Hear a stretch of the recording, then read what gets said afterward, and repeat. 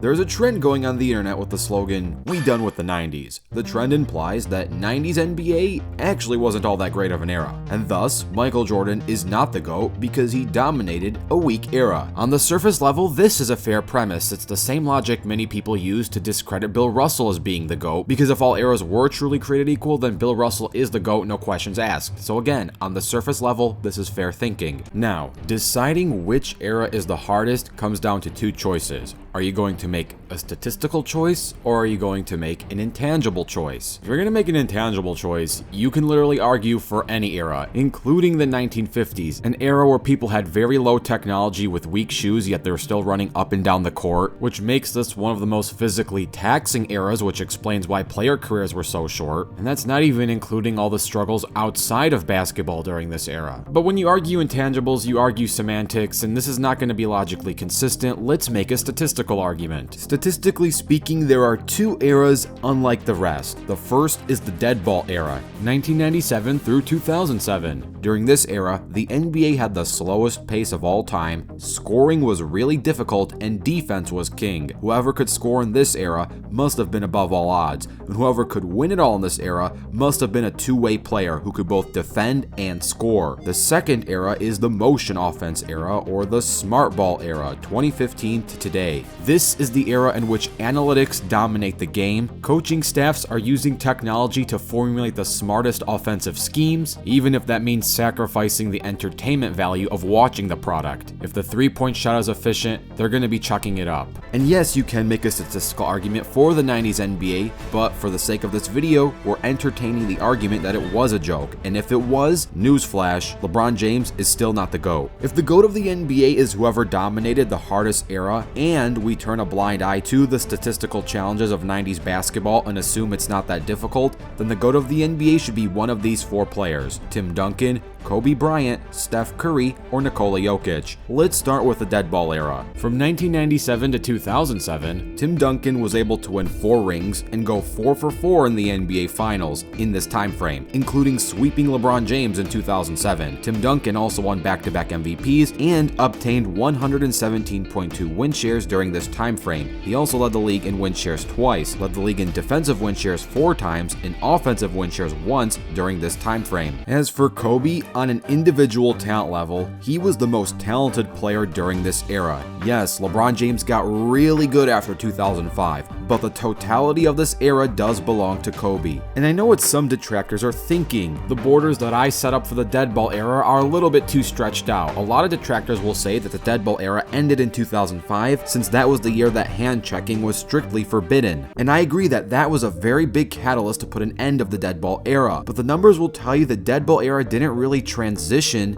into the more modern NBA until after 2007. From that point to today, only James Harden's 36.1 point per game season tops it in 2018-19, and surprisingly, Kobe had a better field goal percentage and only slightly higher field goal attempts than James Harden. Kobe was averaging 35 in the triangle, James Harden was averaging 36 in Mike D'Antoni's 7-second offense. The triangle does not favor one specific player. Mike D'Antoni's 7-second offense certainly favors the point guard. Not necessarily for the point guard to score, because Steve Nash wasn't a score-first guard, but it is a point guard-driven offense. It's up to the guard himself to decide if he wants to pass or shoot. To get back on topic, Kobe's 81-point game, if we adjust it for Wilt's eras of pacing, would grant him 117 points, and roughly 109 points in today's era, making his 81-point night possibly the greatest single-game scoring achievement in NBA history. And before anyone says players won't break that record today out of respect for Kobe, well, Kobe didn't go for 100 out of respect to Wilt, so it's not like Kobe's limit was 81 either. If we look at the modern motion offense era, or the smart ball era, whatever you want to nickname it, this era belongs to Steph Curry or Nikola Jokic. No player has ever been more efficient than Nikola Jokic. No player has had so little help as Nikola in terms of all-stars, all-NBA, or all-defensive players on his roster. Nikola won MVP after posting the highest player efficiency rating in a single season in league history at 32.8 PER. Nikola Jokic is the only MVP NBA player to ever win this award without an all-NBA teammate, an all-star teammate, or an all-defensive teammate so far in his career. For reference, Jamal Murray has never earned any of these, not even an all-star game selection, neither has Aaron Gordon. As for Steph Steph Curry. Steph Curry won 4 championships, 2 MVPs, 1 Finals MVP so far in the motion offense era. And if this is the era of spacing and three-point shooting, Curry is the greatest shooter to ever play and can spread the floor like no other. If this current smart ball era is the hardest era in NBA history, then Nikola Jokic is the GOAT. He's the most offensively gifted with the least amount of help in the most talented era. If being the GOAT requires more than a few good seasons, then Steph Curry is the GOAT. Since 2014, Steph Curry has won the most rings and essentially is the pioneer of why this era even exists. If the dead ball era is the hardest era in NBA history, then Kobe Bryant or Tim Duncan are the GOATs. Kobe is the greatest scorer in the hardest scoring era. Tim Duncan was the most successful in the hardest scoring era. And if there was one thing about 90s NBA that I do want to make a comparison to today's game, that would be teammates.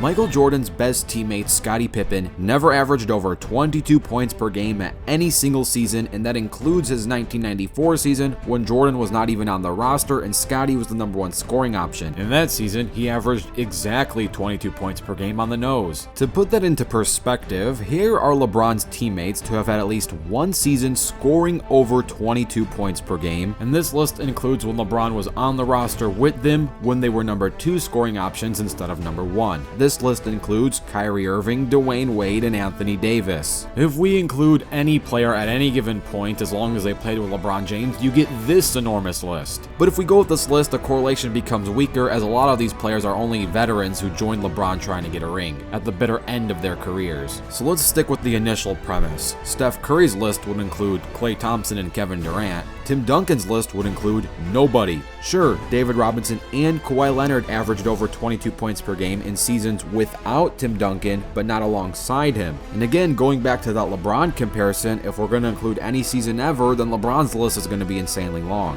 Kobe Bryant's list includes just Shaquille O'Neal, and Nikola Jokic's list includes no one, at least so far. With these parameters, LeBron James is the only player on this list with 3 different names, 1 name on each different team, and that is a lot of all-star help with these high bars. And while this might be hard to believe, this video is not to bash LeBron James or to say he's not one of the GOATs. You can make a great GOAT argument for LeBron James. We done with the 90s is not one of them. The point of this video is to simply drive home the fact that if you're going to use the we done with the 90s argument to prove why LeBron is the GOAT, or if you're going to make the case that we are currently witnessing the most talented era in basketball ever, then the most talented player in the most talented era is Nikola Jokic. The greatest player in the hardest era is either Kobe Bryant or Tim Duncan. Am I saying Nikola Jokic is the GOAT? No, what I'm saying is this logic is faulty, as I try to demonstrate in this video. I want to say it a second time, the GOAT can very well be LeBron James, but it's not going to come from We Done With The 90s. So let me know what you think of this video and what you think of the We Done With The 90s slogan. Do you agree with it or not? Let me know in the comments below. Don't forget to dunk on that like button and subscribe with notifications turned on. I'm Rebound Rewind, and I'll fast forward to you later.